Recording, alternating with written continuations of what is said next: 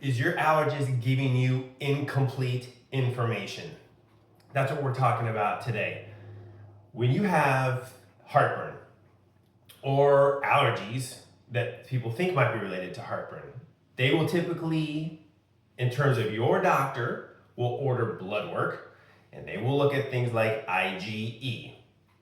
Or they'll send you out to an allergist and they'll do this thing called a skin prick test. Okay? Basically, they're going to take little molecules of the allergen, let's say it's pollen in the air, and they're going to, with a needle, poke it in underneath your skin. And they're going to see if there's a reaction. If it inflames, if it turns red, if it turns puffy, then you are allergic to that compound. And they can do it for things in the air, things like cat hair, dog dander, horse hair. They can also do it for foods. The testing is looking at this thing called IgE. IgE, think of IgE in terms of the defense in your body, like the defenses that we have for the United States. IgE is the Marines. There's a problem, we need to go in, we got to take care of it immediately. IgE comes in, they take care of what's going on, there's war, it's ugly, it's messy, you get inflammation, you get redness, IgE takes care of the job. It is an immediate response. But this is not the only part of your immune system that can react to allergens, be it environmental things, pet dander, or foods, okay? What's interesting about this is when they do the skin prick test and they have all these little dots on your back and they're seeing what you're reacting to, you don't actually get a great reaction with foods because when they inject it into your skin, it still hasn't entered your GI tract. It still hasn't gotten into your digestive system where your body really has to deal with it. So how do we know how the throat or the stomach or the intestines are going to react to a food as compared to injecting it into the dermis or your skin? So it's not a great test to start with, but the other thing is IgE, as I was just saying, is not the only part of your immune system that can react to foods that you don't deal with well. The other one that we want to talk about today is IgG. Think of IgG as the Coast Guard.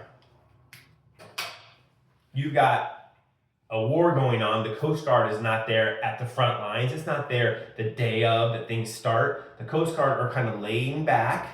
They're ancillary support. They come in to surround but clean up maybe at the end after things have already been settled. IgG deals with things on the periphery.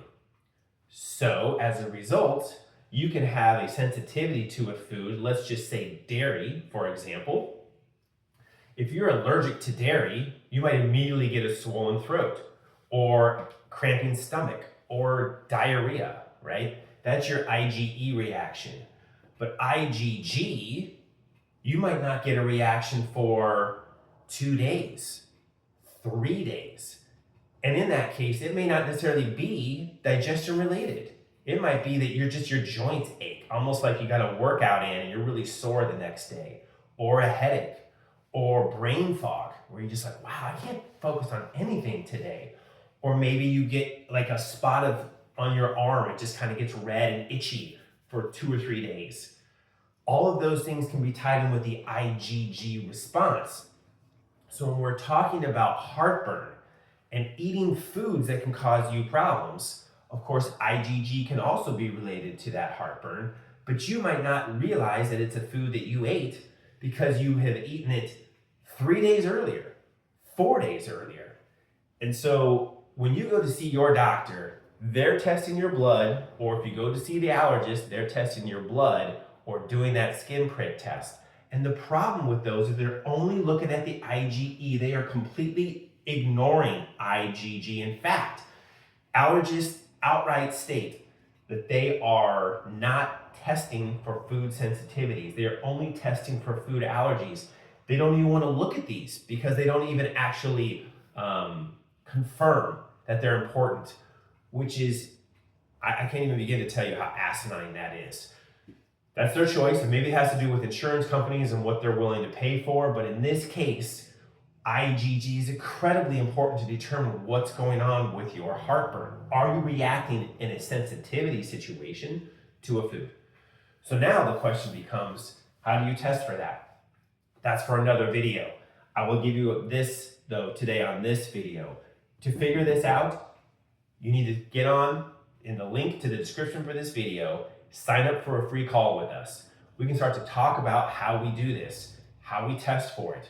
And you might also have questions about that, how it works in our office. So use this, take this advantage, Get on, sign up for a free call with us. Let's talk it out and see if you're a good fit for us. And certainly if we think if you think we're a good fit for us, and this symbiotic relationship can start today. But take advantage of that free offer, free call. Takes about 15 to 30 minutes. Go ahead and do that now. Let's start to get to the bottom of your heartburn, really figuring out what this IgG is all about for you.